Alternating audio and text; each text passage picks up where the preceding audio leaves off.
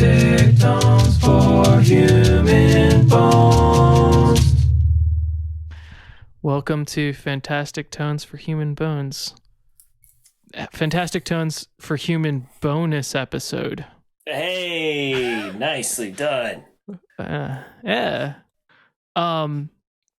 So we were talking about doing this bonus episode for a while, basically just talking about stuff that we think is interesting and cool, great to listen to, neat to buy, whatever. And it just so happens that Bandcamp has announced that they're having another one of their feeding frenzies this Friday. And so we love this. We love this. Yeah, it's an appropriate time to just dig into the Bandcamp collection and make some recommendations, I thought. And so yeah, that's all. We're just gonna roll with it. Yeah. By the way, it should be mentioned, the gentleman that you've been listening to is named Robert Woods Ledoux, and my name is Mark Pescucci Clifford, and we appreciate your ears. Yeah. But, yeah. All right. Cool. So, Bob. You know, his name's Robert Woods Ledoux, but... Oh, you can call me Bob. Yes. All of you. So, Bob, I'm on my Bandcamp homepage, my collectors. How many page. collection? How many do you have in your collection? I'm a little nervous to say it's probably gonna... Yours, I'm sure, is in the triple digits, I'm guessing? Yeah. Yeah. My collection right now is only 89, but that's okay. It's okay. I mean, I think mine is excessive, honestly. I have 463. But I would like to let the people know a little bit about my relationship with Bandcamp and how it has developed because of Bob. Right. Bob sends me probably 5 links a day, usually in the morning, of and everything is so amazing. There's so much good music. Well, yeah, okay. Wait, continue. Go ahead. Sorry. It's impossible to get through everything, but sometimes Bob has sent me some things, and I've described it as sort of letting the right one in, where it's a record that I hang with really, really deep for a very long time, and it shapes my musical ambitions and personality and aesthetic. And Bandcamp is a magical place to do this, given today's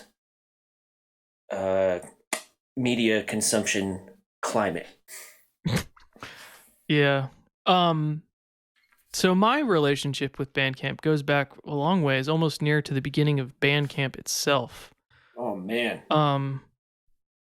Yeah, I've been a Bandcamp junkie for many years. I'm not sure exactly when. It was like 2007 or 8. I'm not sure when Bandcamp actually started, but neither am I. I do recall this though, like when I was when we were first hanging out, like you talked a lot about how Bandcamp is the shit. Yeah. So I've always appreciated Bandcamp for a lot of reasons. It's to list some of them, it's one of the best platforms to support artists that are independent of not working with any other type of management or record label.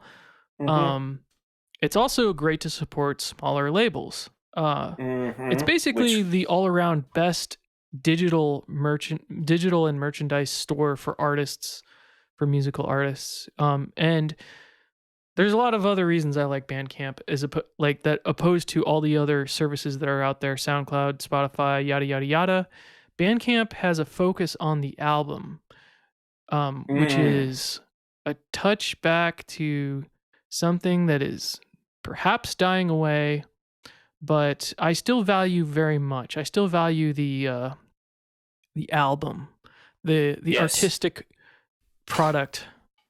Yeah. So it's it's such a great place to discover a lot of really cool stuff. Yep. It's where you go to get your stuff. Yeah, for And sure. So it's where you go to support the stuffers. Yeah, absolutely. I hear a lot of talk recently about how even down to the computer getting rid of certain ports and the phones getting rid of certain ports, and how the main streaming services are only supplying people with singles, and the way that people are taking in the media is gotten so far away from listening to a record. And I hadn't thought about that aspect of Bandcamp. I absolutely 100% agree, because everything is presented as you see the record cover, you see all the songs, and I'm way more likely to listen through to a record if I've gotten it from Bandcamp, and then of course I can download it and put it on whatever frustrating music management app on my phone that I want to. Yeah, well, Bandcamp is also a very great streaming app. That's true. That's true. It's funny because their model is so in conflict with basically every other business's model, because streaming is always considered to be free unless the artist specifically restricts that, and then your purchase is essentially I mean, in the digital sense, it's you get to download the files. I'm not sure, you might get like bonuses or whatever, but like it's a very interesting model, and it but anyway, we should get in here because there's so much cool stuff on here. Yeah, what's on your first page? What are you excited about? So I scrolled just back to the bottom of my list, and I'm gonna just go up. Oh shoot! So I'm gonna view. Wow. Oh, that's interesting. I haven't looked at the bottom of my list in a while. One of them is Colored Sands by Gorguts. Yeah. You want to talk about that? We should go back and forth. You do one, I'll do one. Okay. I guess I can start with Colored Sands. This is a death metal outfit from Canada. Do you know where in Canada they're from? Like Toronto, I think? I do not know. And what stands out about this record to me is it is evident that the leader of this band has a strong interest in compositional techniques that come from many, many different genres. Like, I'm pretty sure there's viola in this record, and it's hard to pull that off with, at the same time, they're also just like super slaying death metal. Like, it's amazing music, I believe that the drummer on that record is John Longstretch, who's the drummer of Origin and a bunch of other bands, but really adds a lot to that particular album, because I don't think Gorguts uses another drummer for most of their other stuff. Yeah. But that particular album features John Long. I think I'm saying his name wrong, actually. Yeah, and I'm pretty sure that I learned about this band. Well, first of all, I didn't listen to death metal before I met Bob, so that's a big deal. John Longstreth. Oh, you know who else is on this album? Is Colin Marston. Oh, weird. Really? Yeah. Huh. That's some cool bonus info. Yeah. That is wild. Oh, wow. Wait. I'm just Wikipediaing this. There's another little interesting tidbit here. So, okay, they're from Quebec, and the album cover and artwork features paintings by Martin Lacroix, who is one of the ex-vocalists of Cryptopsy. Okay. Yes. And Colin Marston mixed it and mastered it. Okay. I mean, it's a great sounding record, extremely creative death metal. I highly recommend it.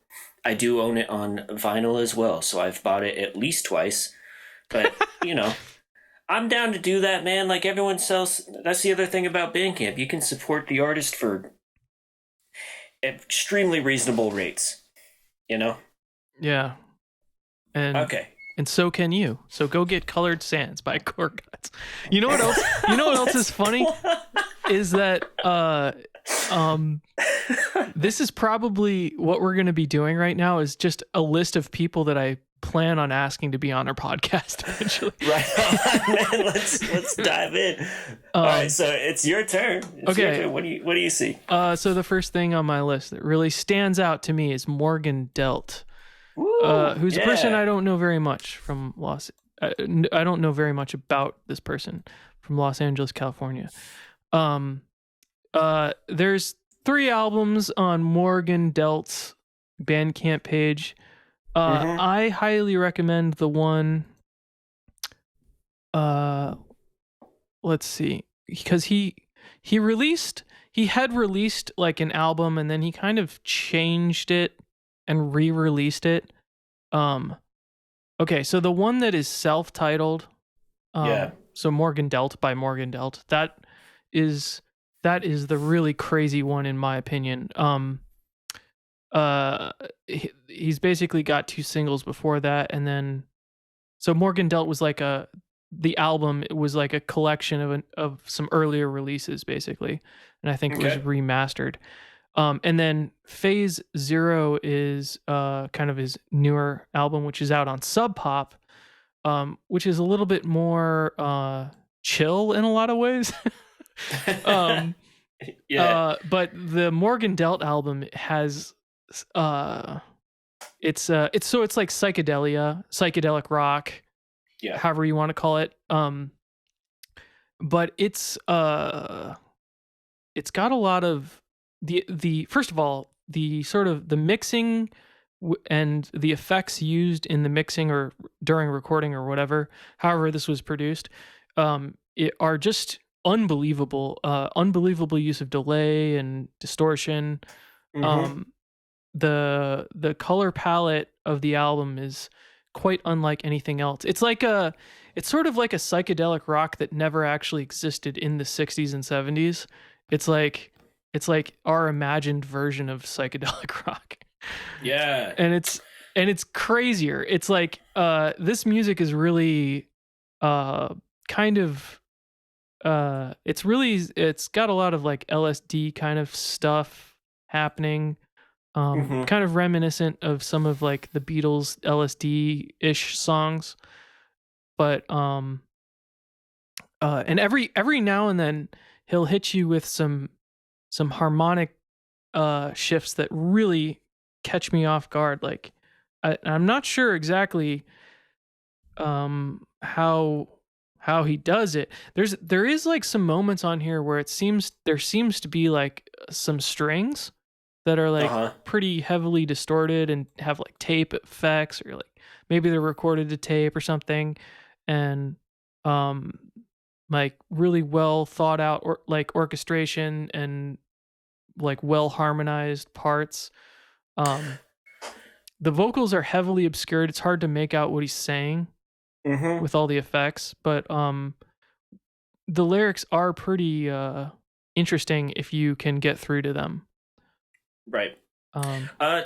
How would you describe some of the harmonic stuff that you were saying was interesting? Like any So a lot of it's riffy, right? It's kind of like guitar riffs happening.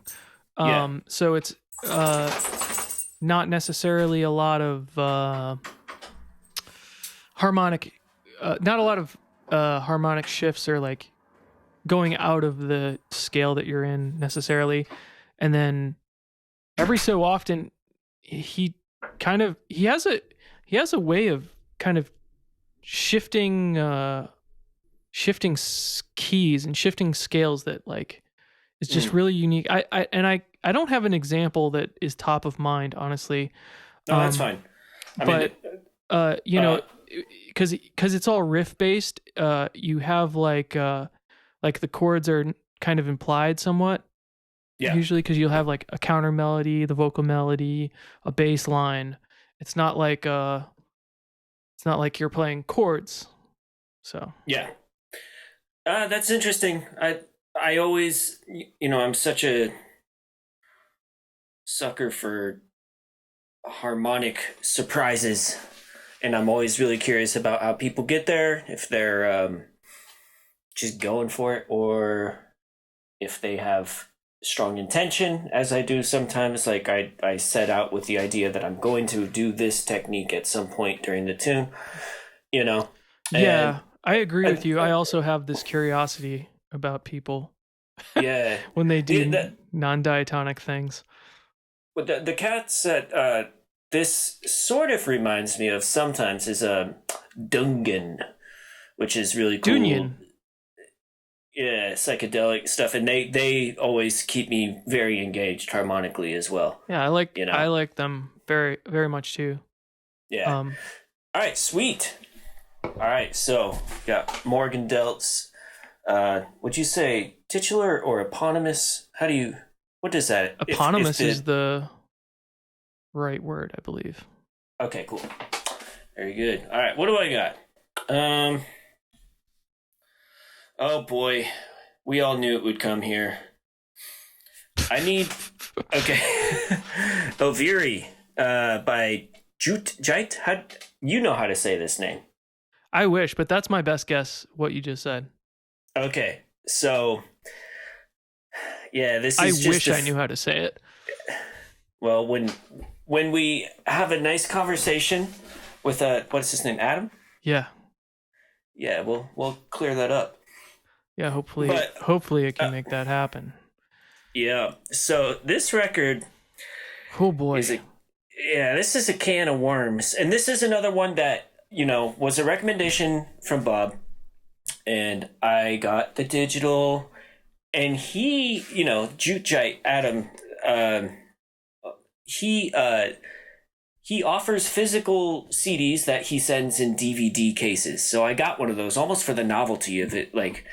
So I have this like DVD case lying around with. Oh shit! They have this on vinyl now. Yeah. Oh, dude, I'm getting that. I'm buying this tomorrow. Or no, wait, I should wait till Friday. Duh. Yeah. Right. So describing this is going to be tricky. Should we read his blurb about it? If he has one, that'd be amazing. Yes. I mean, it's a little thick to. That's all right. Okay, it's long too. So, do you want me to? Yeah, go for it. Okay. So this is his blurb on the album. Mice Eating Gold and Yaranareth have sections in which one guitar gradually increases in tempo, while a second guitar gradually decreases in tempo, in a manner similar to Conlon Nancarrow's study number 21. For instance, Yaranareth opens with a left-panned guitar decelerating from 400 BPM to 100 BPM. Not quite my BPM. Well, a right-panned guitar accelerates from 100 BPM to 400 BPM.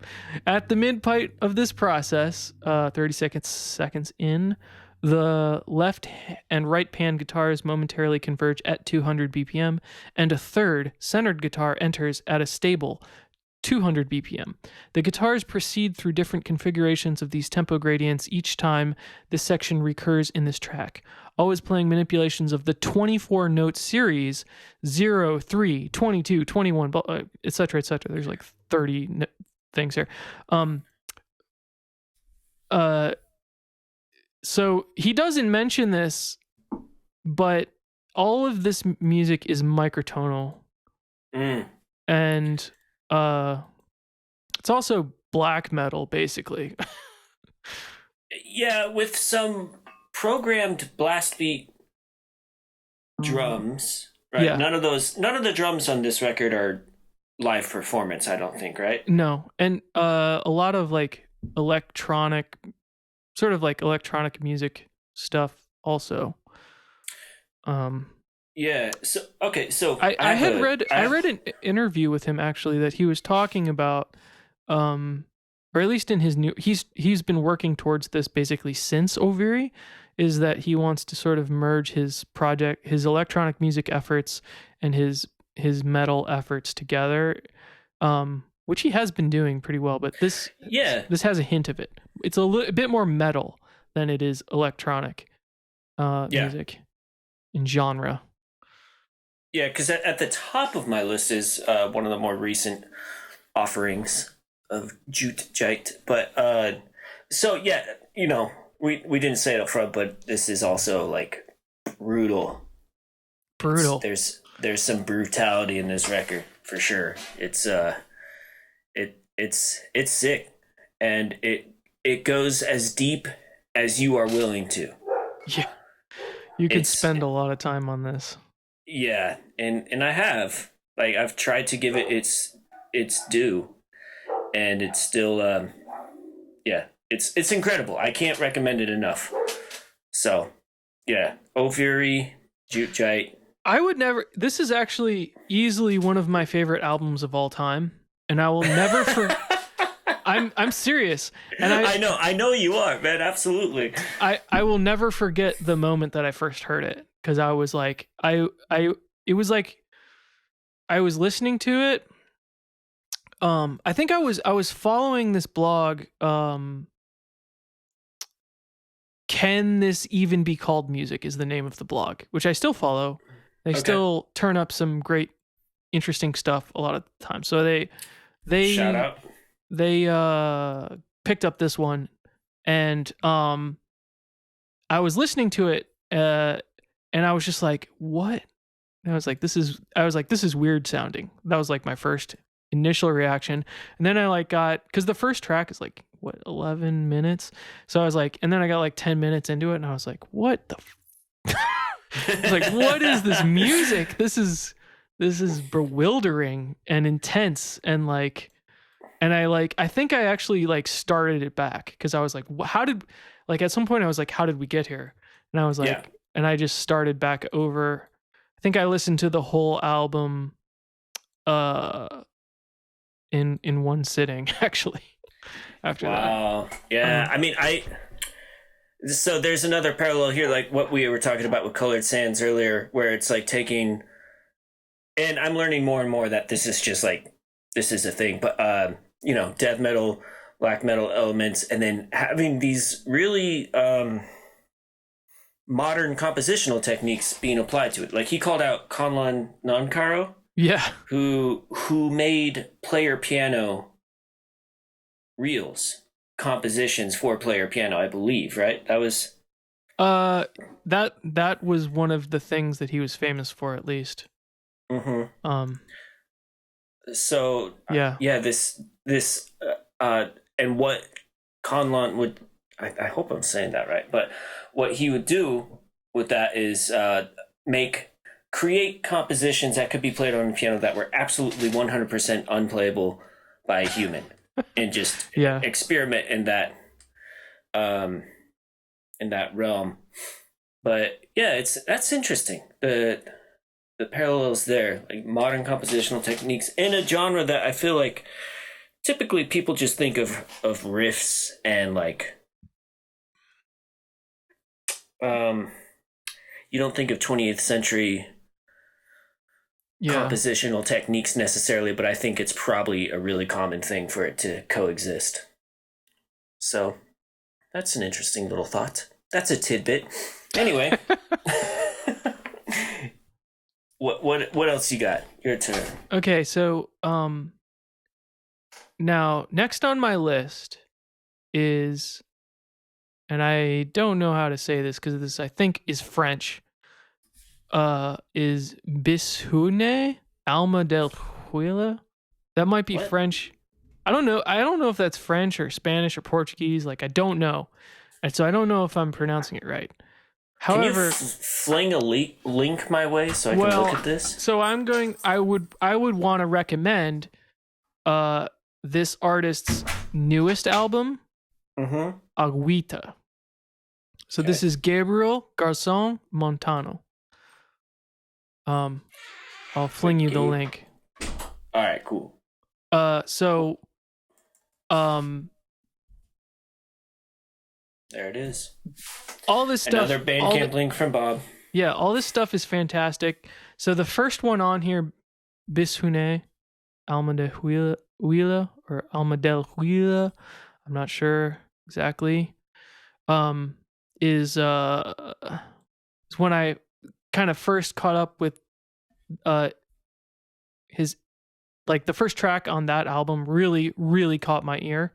And I've been following his work pretty closely, but Agüita, his newest album, if you look on Bandcamp, he has a few remixes and singles that are more recent release, but the one where he's like chilling nude reclining in the forest, that's the one, because that's a really good album. And so I actually know this person.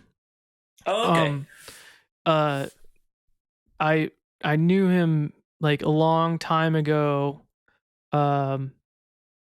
Like I think when he was in, like, he was maybe like 15 or something, and I was like 18, 20, I don't know. And we like collaborated a little bit back then, but and then we kind of lost touch. But anyway, this music that he's making is so it's pop. So this is like pop. Okay. And if you're familiar with this album's single, which is the title track Agüita, you will be deceived about what the rest of the album is like. So Agüita is pretty much a run-of-the-mill, well, not run-of-the-mill, but it's a reggaeton song. So it's, he's rapping, it's reggaeton, it's in Spanish, and but that being said, if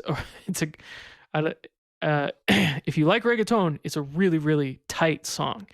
I think it's a great song, and but the rest of the album is really it's very gentle. It's a very flowing album, and really the lyrics are really beautiful. He really has a lot of heart, and he really has a lot to say, and he's a really interesting person because I believe he speaks, like, I know he speaks Spanish, but I think he also speaks French a little bit.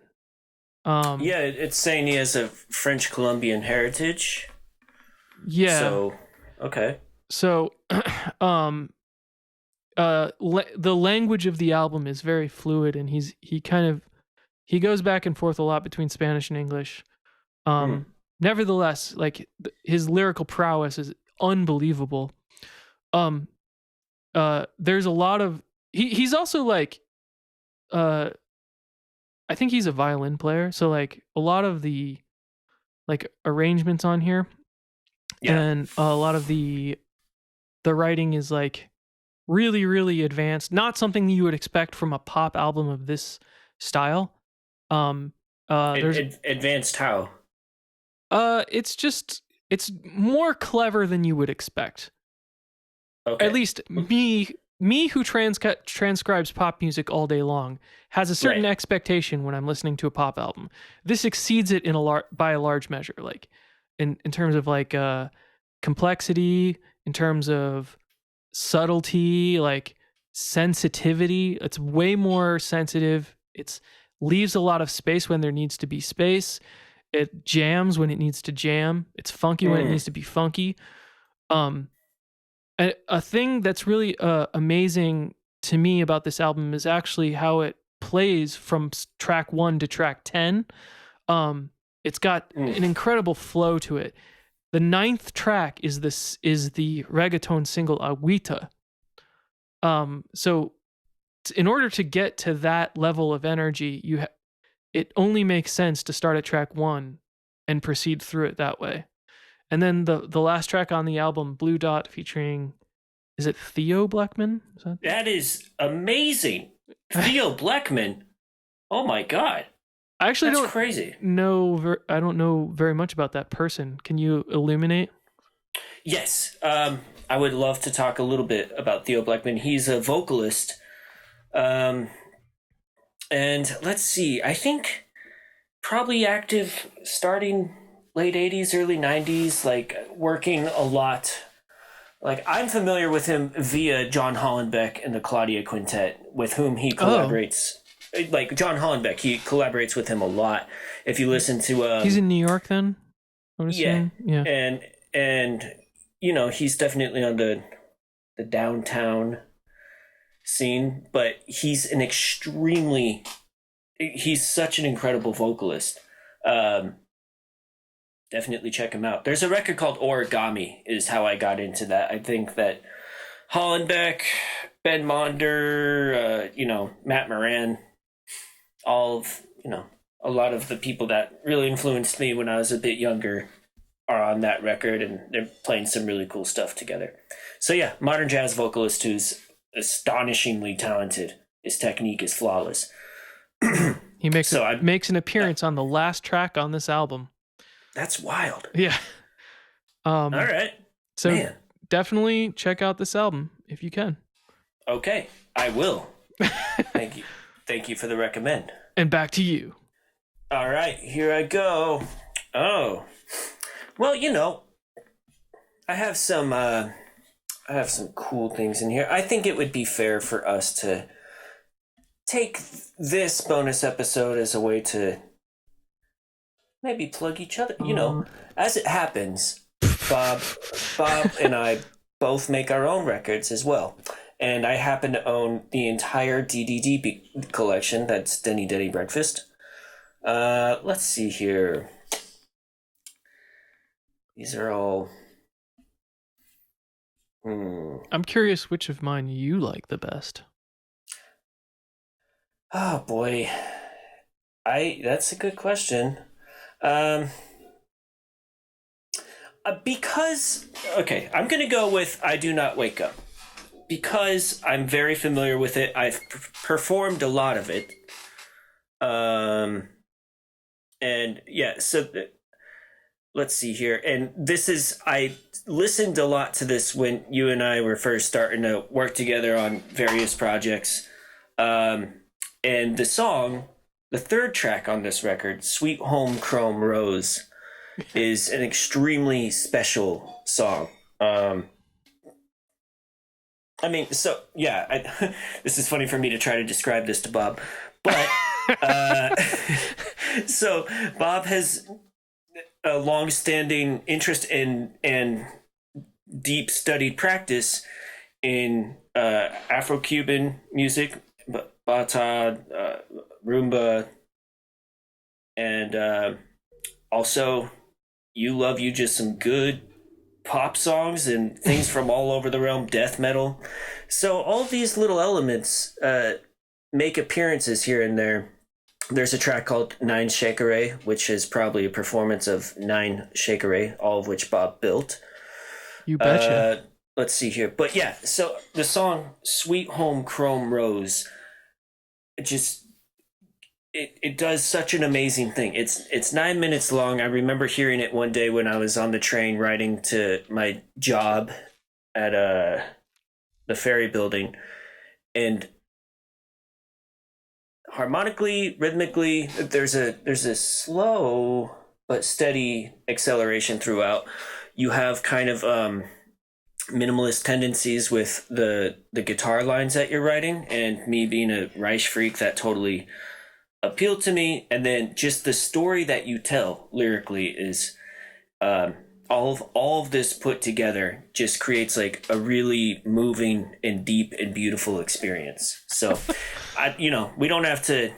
Also, there's just some jammers on here. Market 4, Service Interruption, that's a fan favorite. That is a fan favorite, much to mine. Don't always seem to go.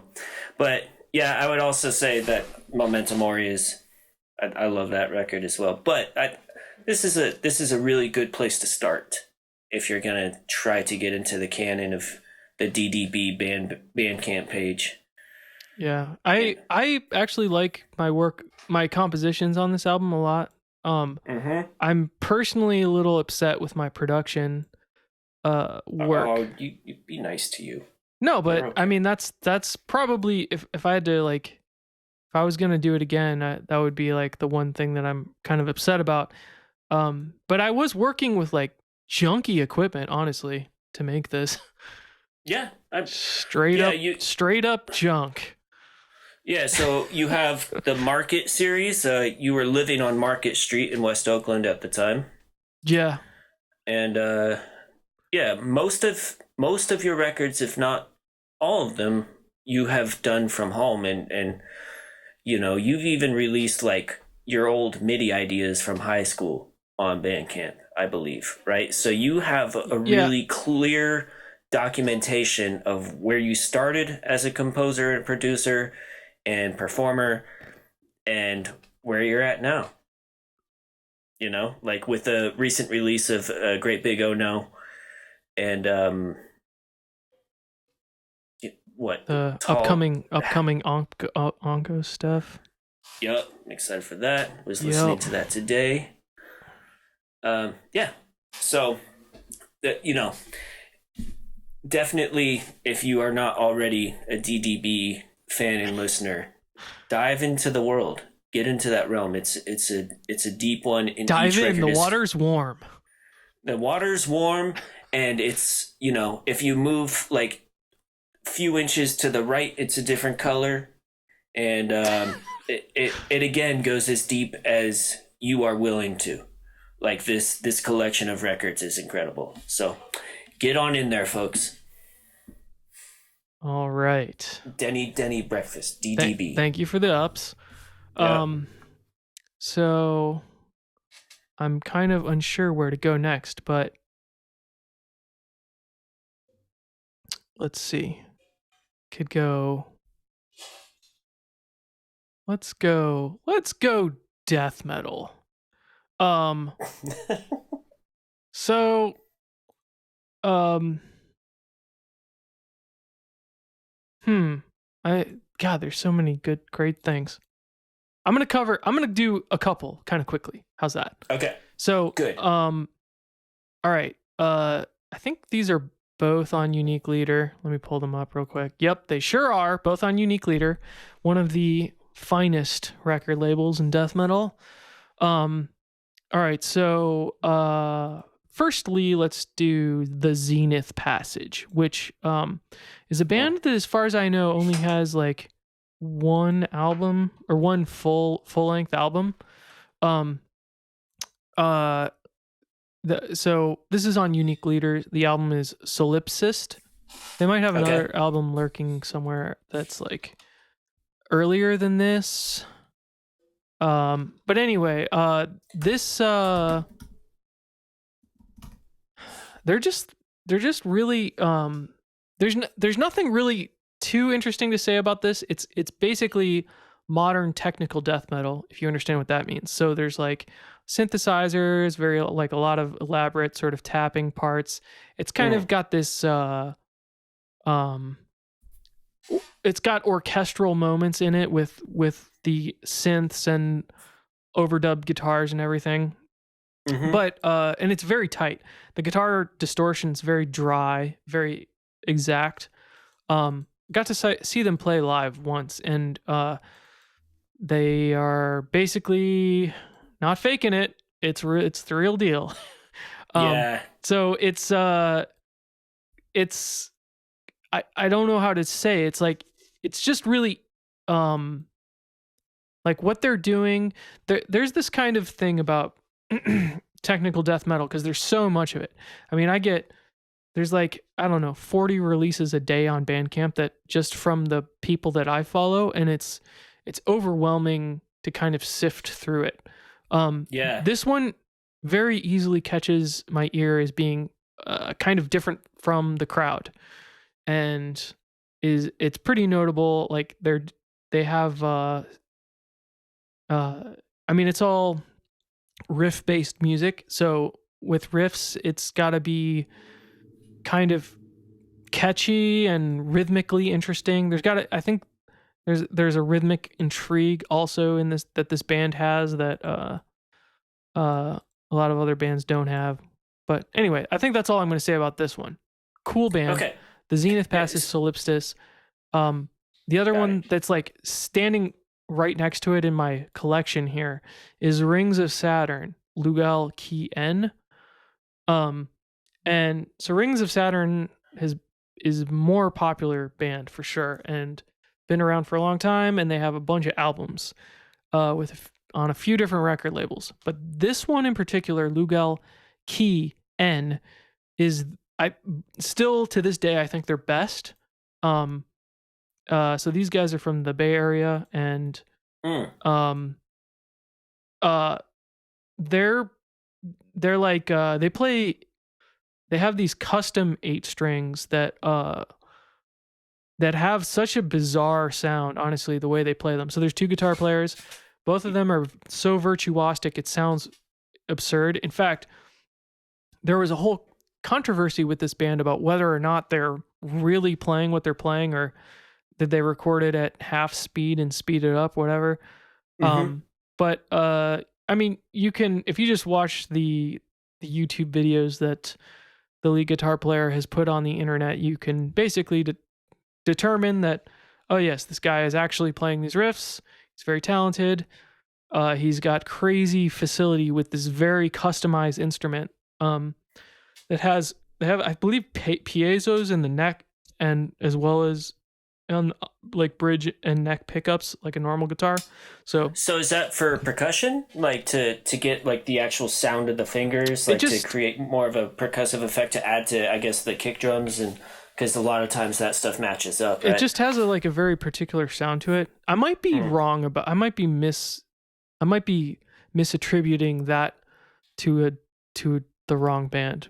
But the guitars sound weird. I mean, if you listen to them, they're like, it sounds like they are synthesizers, and they're doubled with synthesizers, so it's confusing, but they sound weird. Like it's like they're too perfect, basically. Yeah, understood. So a couple things. There are a shitload of records on this label. Yeah. And a lot of these are super heavy. One of the shirts that I see you wearing very often is hosted here, Disgorge, Cranial. Yeah, I mean, I've been a fan of this record label since they started, basically, before Bandcamp, back in the day, just when you had to order CDs from magazines. Oh, yeah. That's how I got into my favorite band, still. Yeah. Still my favorite band. But anyway, we'll get... Yeah, so they this is actually this label was formed by the members of the band Deeds of Flesh, who's and also a great band. I think the leader of the band and leader of this record label had died, actually. Unless I'm mistaken about that. But anyway, great. I mean, they're pretty. This is pretty extreme metal, and it's perhaps one of the most reliable sources for extreme technical death metal that's out there.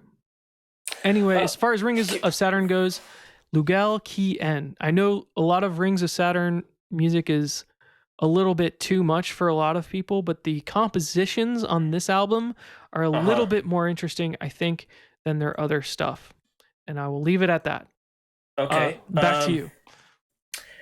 Can I ask a question about, because the subgenre map of metal is astonishing. And when did I have a specific question though about technical death metal? When did synths start coming in? When do they start using synths? Well, okay. I mean, but so I think synths actually came in black metal first. Because you have bands like I mean, it's hard to, everything kind of feeds back on itself. There was the band Cynic, right, which is more like prog metal. I forget when Cynic's first album was. I mean, it's like, where do you go back to? Magma before that, like, or like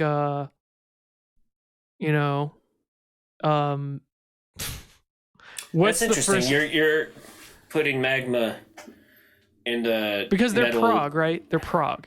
They're prog, yes. And Cynic is prog. and yeah, I don't know. I'd have to like look up dates for everything to kind of figure out what came first.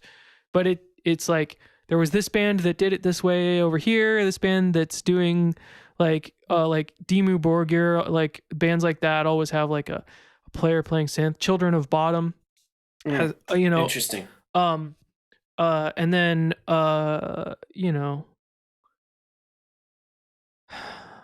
the modern iteration of it where it's like all sequenced, so there's not actually a person playing it. I'm not sure who did that first, but I actually don't like that. I prefer that it's played by person. There was a lot of like bands like Soilwork that were there, or In Flames, where they play like I don't know what you call that music, melodic death metal. They usually have like a keyboard player. I don't know who came first. I don't know who did it first. Okay. Just curious. What was the band that I saw? It's like one of my only times going into a death metal mosh pit, and I seriously almost died. And it was like one of the last. It was the last tour that this particular band was playing, but it had that vibe for sure. I think it might have been like, was it Tony Danza? Nah, it was something different. Danza? What? You know that band, Tony Danza Tap Dance Extravaganza? This is a metal band? Huh? This is a metal band? I don't know. This all falls into the realm of things that were being played at the store that I used to work at, where some of them would really stick out to me, and I would dive in there. But no, it was this, man. The Tony Danza Tap Dance Extravaganza was an American mathcore band from Murfreesboro, Tennessee. You know who I'm thinking of? I know you definitely know them. We've talked about them. I just can't remember the name, so I'm really glad I brought it up. Anyway, moving right along in this world. No, but man. Okay. What about our friend of the show, good guy, Blipvert? There's a record called Billions of Cicadas that I highly recommend, and I got it on Bandcamp, and you should too. What can we say about this? Blipvert is the moniker of a composer and guitarist and a kalimba player, and Will Redman. And he's like this, I can't believe he actually exists in my life kind of person. We both know him and have worked with him, and mainly I've worked with him through Jordan Glenn. That's how I met him, for sure. In Beak, Jordan Glenn's ensemble Beak. But so, in that band, his role is to like be kind of a wild card and just keep you on your toes. And he's an amazing shredding guitarist, and he's a intense dude, but I think almost knowingly in a way. It's a lot of fun to hang and talk with him. But this record, Billions of Cicadas, which is a great name. Have you talked to him about this? Not explicitly, but this has two sort of sections to it, this album. So the first 5 tracks are like here it says cycle 1, stridulation, and cycle 2, courtship, is tracks 6 through 10. So they have a very different character, those 2 cycles. Cycle 1 is basically more what we have come to expect from Blipvert, which is like absolute nonstop madness, basically. So quickly passing by that you can barely follow what's going on.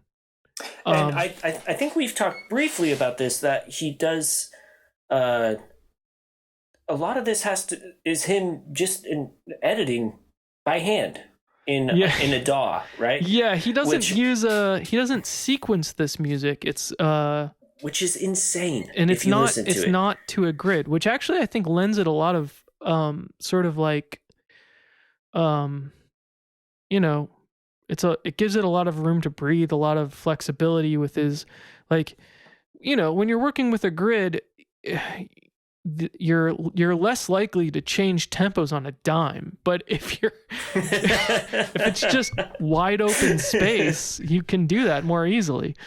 Yeah, so and it happens. So it does suit his composition style, certainly. The second half of this album is like, it's more like meditative, minimalist. It's got slower development cycles for his ideas. So it's like, it's really like night and day type of thing. And the way that they're organized, where it's just like all of the crazy stuff up front and all of the sort of more mellow stuff is the second half of the album, is it's hilarious. I love it. Great album. No, I love Will. I love Blipvert. Yeah, I love him too. And this I just wish that I could, matrix into all of your minds all the experiences and talks that I've had with him, because I am lucky enough to have certain context, through which to filter his music, but regardless of all of that, it's a huge project that he put together. It's really, really cool music, extremely creative, and you're not going to hear anything like it at all anywhere else at all. Oh, I forgot that I actually put a comment on this album on Bandcamp. I've seen. Yep. Oh man. Do you want me to read it? I would love for you to read this. This album will rock you like a Novocaine. It's cracking open an ice cold 24-ounce can of fresh toes. It's when the casino floor of the Golden Nugget Casino is a high-end audio production suite. It is that feeling you get when Lieutenant Commander Data pulls what looks like a dead body out of the trunk of his Saturn sedan and yells, "Ache Pati!"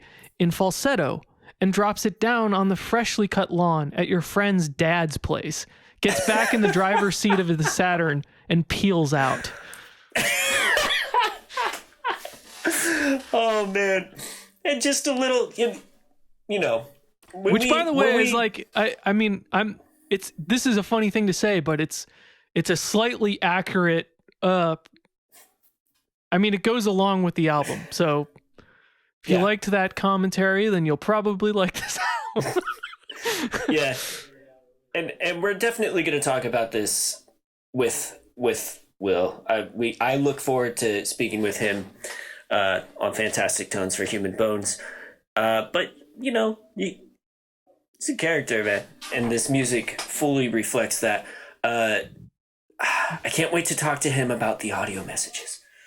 Like the voice notes, man. But anyway, we'll get there. You're to bring that up. Okay. It's a big part of... It's become a part of one of my records now. Yeah. It's a big part of all of our lives that know Will. Yeah. All right. You're up. Okay. So the next, I'm sort of torn about which album to pick. But the band Phronesis, that's a Phronesis. By the way, I plan on putting all the... Yeah. This will all be in the show notes. Yeah, we'll put all these links in the show notes. But okay.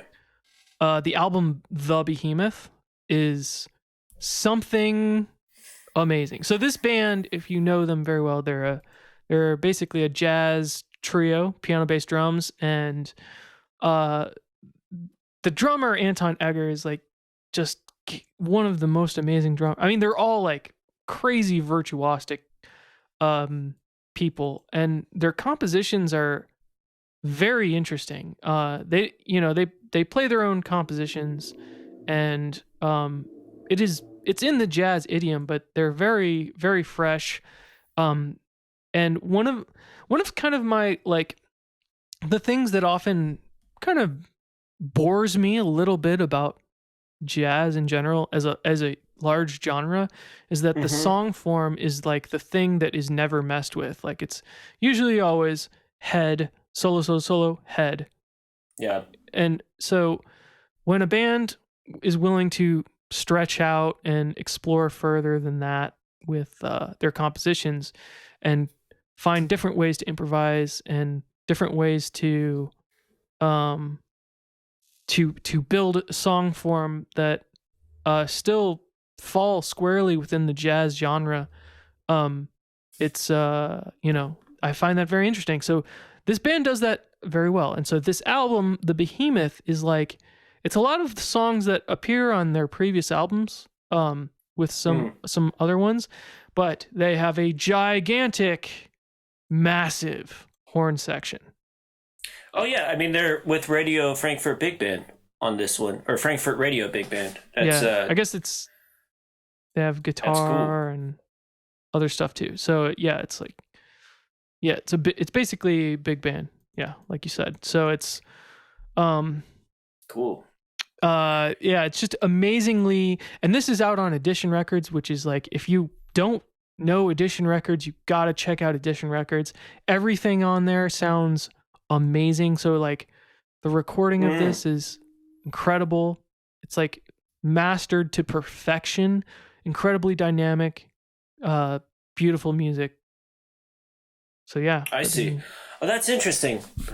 So because that reminds me of like the old models, which I think is harder to come by these days, where you have like, Blue Note or ECM, where there's unified aesthetic over time for all the releases that are coming out. I would say that they definitely, if they have anything, they have a standard of quality for their recordings. And I see. And performance as well. Like you're not going to get anything that sounds like kind of rough around the edges on Edition. It's always pristine quality, highly dynamic, well mastered records, and often they sell them at they sell multiple editions on Bandcamp, where you can buy if you're an audiophile, you want to buy a higher quality thing. There's a few record labels that do that, but yeah. Sweet. Yeah. Well, you want to do another pair? Sure. Another pairing? Yeah, I mean, right, cool. I could just keep going doing. Well, we're gonna have to do a few fantastic tones for human bonus episodes. It's true. So, all right. As I was saying earlier, I think up top, I talked about, there's a lot of music out there, and I can't listen to all of it. But there are some times, and I think we all as listeners experience this, there's sometimes something that hits so perfectly. It does the exact right thing for what I need at the time. And back in the day, this was like, Tortoise had done this, Claudia Quintet most certainly had done this, but most recently, Bob, as he is wont to do, sent me a link in my Gmail chat for I always say Ep02. It might be Ep02 is the record title, but it's by Otis Sandsjo. Yeah. Sorry. Your guess is as good as mine, buddy. Yeah. And what is he? What is he, Finnish? No, he's. So I'm not sure. I know that he operates out of Berlin a lot. He is affiliated with the record store and label We Jazz, which is in Helsinki, Finland, I believe. And so thus far, I think most of the things I've seen on We Jazz have been from out in that neck of the woods. But recently they put out something that our friend Michael Coleman was involved with. I was based out of Brooklyn, so they might be... yeah, that was pretty cool. Right. But anyway, this record, Why Otis 2, really did an amazing thing for me. He, he's very fluid, amazing saxophonist, amazing composer, but the music itself is really interesting to me because there's some parts of the music where I think it's sequenced, but I can't be sure. A Oh lot yeah. of really great uses of metric modulation. The harmony is dark and lush and robust, you know, and his playing is sick. Like he can play his ass off. You know, he's an amazing saxophonist, but everything that he does is just like, and it's like, there's also moments where it's really chill. It grooves super hard, but then there's like perfect moments for shredding. And within the modern jazz realm, there's so much. It's awesome because there's so much happening right now. But this one has sort of put together a lot of the elements that are more common in modern jazz and like you know, like kind of the R&B, neo soul, hip hop path that I feel like started back, you know, maybe 15-ish years ago, and is like really now taking a hold in the world of jazz. You know, Yeah. I'm super But fascinated with this what is like this cat. a meta version of a lot of things. Like it's taking that development into account for sure, but it's like Yeah, it's like using that, man, his playing and his writing both are seem so flawless and effortless. right. It's and That's yeah, the writing for and sure. also incredibly fresh. Like his ideas are so unique, like even down to the tiny little licks that he plays. You're like, what? How's that so? How did you just play something so interesting, like like so casually? You know? Yeah, and then he'll do something like distill a tiny moment like that and like sample it, I think, and then just like base a whole part of a song real quick on something that happened. Like, you know, I really would love to see where this was made because Yeah. it sounds great, but it also sounds like he had a lot of time, you know, after the recordings were made to kind of shape the compositions around the material that was recorded. You So know?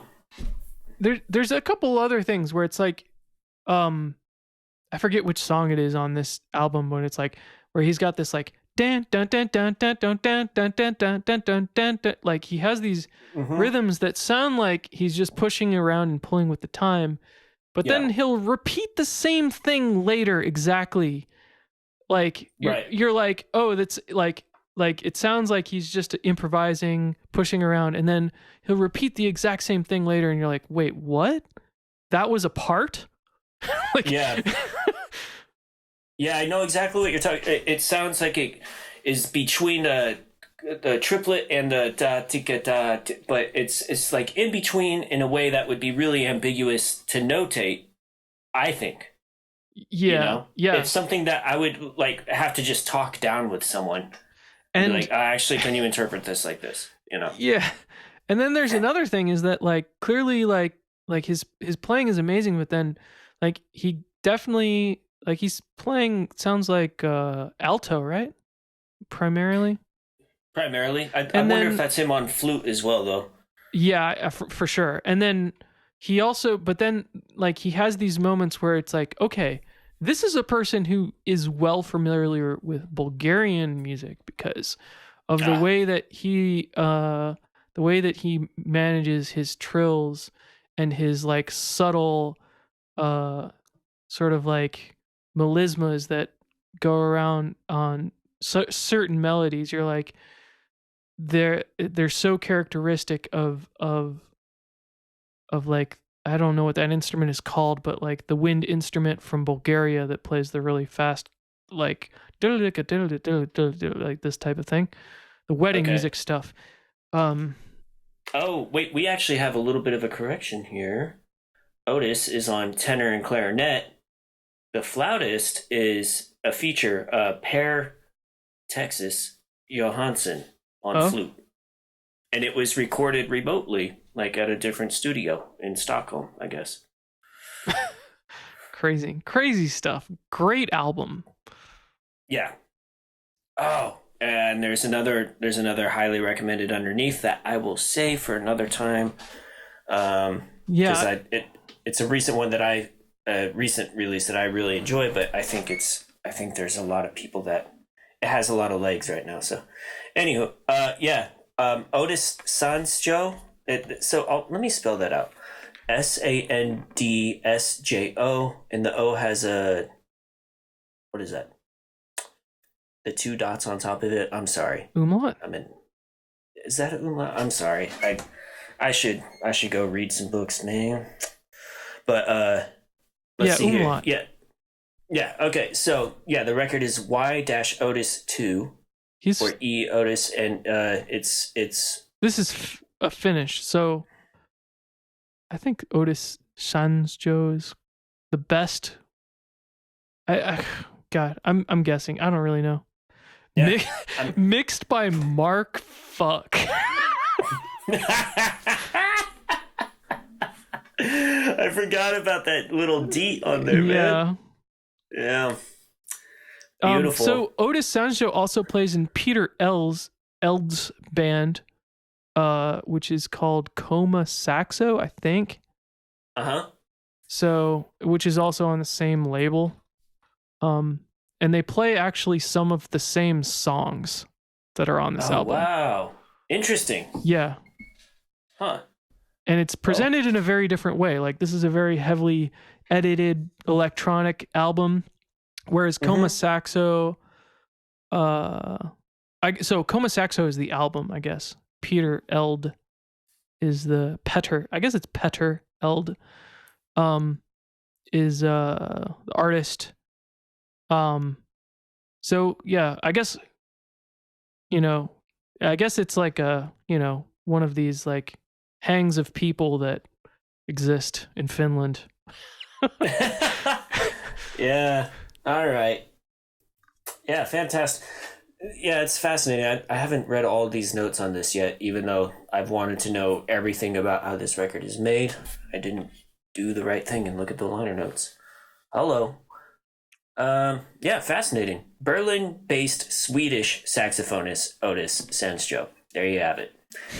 Okay, cool. So I can't recommend We Jazz, the label, and this record especially, which is what got me into that label. I love it. Yeah, you can't recommend it enough, I think is your full sentence. Nope, I'm sticking with what I said. I simply cannot recommend it. No, I can't recommend it enough. You're right. Sorry. All right. It is one of the releases of all time. Yes, certainly one of the releases of all time. All right, so La Ultima Album de la Noche. Okay. I'm really torn on what to do here, but I think I'm going to go with Canticles of the Holy Sky by Loop. And Lord knows if I'm pronouncing that correctly, because I sure don't know. I'll ping you this boy. So this is on Oh, thank you. This is the project of Greek composer and multi-instrumentalist Stelios Romaliadis. So this is instrumental ensemble music, orchestral music, however you want to say it, classical. This is like a small instrumental ensemble. This is on This is crazy. All right, sorry. I don't know if you sent me this or not. I'm just now looking at this. This looks insane.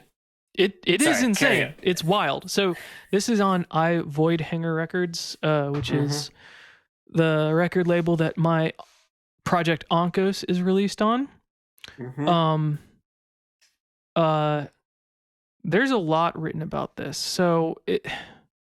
But the music itself is like, I think this is one of the releases that initially kind of turned me onto this label. I think, if I'm not mistaken, also from the blog, Can This Even Be Called Music? So, which is just a I Void Hanger in-house blog, just about their own stuff.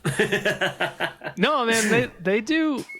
they're a great blog. Definitely, as far as music blogs go, I'm convinced they're the best, honestly, because like they basically go around. I mean, what was the other one that I forget what I recommended before? It's basically, I believe this is what you recommended. No, Jutejite. Like this. Oh yeah, this is on that same. This is on. Sorry, Jutejite is also on iVoid Hanger. Is that correct? No. I mean, okay. Jutejite has releases on iVoidinger, but not Oviri. Oh, okay. Jutejite did a split with an iVoidhanger staple. What's the guy's name? Spectral Lore. Mm-hmm. That's on here. Anyway, so this music is Paul, what's the composer's? Paul Hindemith. Oh yeah. It's reminiscent of Hindemith harmonically speaking. Interesting. So you have a lot of like sort of like diminished scale stuff and this type of thing. A lot of the tracks have vocals. Some of the tracks have like metal vocals on them. Really great writing, fantastic playing, fantastic recording. And it's quite unlike anything else because this is from the blurb here on the website. So, aptly titled Canticles of the Holy Sky, the album is a concept about death through occult philosophy, a journey of understanding and reconciliation with death as a symbol of renewal through self-awareness and enlightenment.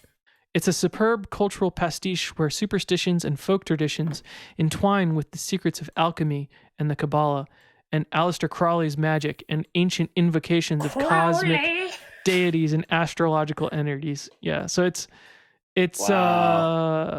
definitely got some Balkan vibes to it. Yeah. But it's great album. It's definitely awesome. Better check it out. All right, look, I just want to read the next 3 sentences, or the next half paragraph here. Okay. Loop's chamber music is somber, minimalistic yet elegant, because when has minimalism ever been elegant? Often bordering on folk and ambient drone, it combines the aesthetics of black metal, Balkan folk polyphonic singing, the harmonic and rhythmic power of Igor Stravinsky and Bela Bartok, the micropolyphony and developing stillness of Yorgi Legedy, and I don't know Giacinto Chelsea. Name. I don't know that composer. Really? No. That surprises me, actually. Well, I have my glaring gaps for sure. Well, yeah. And the dark music of Universe Zero and Art Zoid. All right. So wait, how'd you say that again? Well, first of all, I read that because that's another maybe a little bit more practical description to give y'all a sense of what might be going on here. But wait, Giagan, how do you say this? It's either Giacinto or Giacinto Chelsea. It's like Chelsea. I think I'm pretty sure it's Giacinto Chelsea. But is he I ain't no Italian. Spectral Cat or no? I have him next to Legedy right there. So well, Legedy isn't spectral. No, I know. But that's I was just going back on what I said for that reason. I was like, oh wait, he's next to. He's developing stillness. His music, I mean, it's microtonal and it's very atonal. Okay. And it deals a lot with timbre and you know, it's really hard to describe what his music is like, to be honest with you. Well, I'm gonna do some damn research and learn all about it. I don't think he has any like pieces for orchestra or anything like that. Well, let's see here. I'm seeing a string quartet. So he's written at least 4 of them. I'm curious what these. Okay, there is some. I'm curious what these orchestra pieces sound like. but a lot of his stuff, at least the stuff that I'm most familiar with, or at least the stuff that maybe he's most famous for, is very sparse and very like atonal sparse. Oh, okay. So he was a pupil of Berg. Pretty cool. And a follower of Scriabin. Those are both big worlds. And not extremely similar. Wow. Okay. Well, that's another thing, folks. I'm going to learn a little bit more about this composer. You can too. And maybe there's some modern music ensembles that have released amazing recordings of his music on Bandcamp. Let's find out. I'm going to do a search right now. All right. Sure. There's a artist, Giacinto Chelsea. All right, let's see. Giacinto Chelsea, how to pronounce. What says here? I can't read IPAs, man. Can you? IPA. I know of APIs and I know of IPA drinks, but what are you referring to? The pronunciation standard. Giacinto Chelsea. Chelsea. You heard that? I heard that. No. I know what you're talking about, but I never learned how to iterate over Giacinto Chelsea. Giacinto Chelsea. Yeah, so I've been saying it wrong this whole time, my whole life. Giacinto Chelsea. Giacinto Chelsea. All right. Giacinto Chelsea. Giacinto Chelsea. One more time. Giacinto Chelsea. One more time for the road. Giacinto Chelsea. Giacinto Chelsea. All right, y'all. All right, cool. Well, this has been a fun deep dive. Listeners, if y'all have any recommendations that you are excited about for the next time that we do our Fantastic Tones for Human bonus episode, bombard us on edition. Social media with that information. Yeah, hit us. I mean, you could do a nice email or a Fantastic Tone. No? A public social media post. All right, cool. We can be found. Stand by. I don't have my little list up right Tones now. _4 at Twitter. Mm-hmm. And FT4HB at Instagram. All right. So hit us up. Let us know what you're listening to. And feel free to reach out for anything at all. Also, we have started a Patreon. And, if you feel like any of these episodes, these interviews are worth $1 or $5, we greatly appreciate anything that you have to give. It's to help support the artists that are helping us on our journey in learning about music.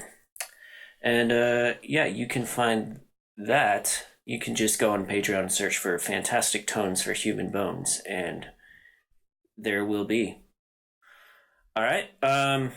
Any other housekeeping or plugs, Bob? Are you good? I'm good. I think that's all for now. See you next time. All right. Goodbye, everyone. Thank you. Bye.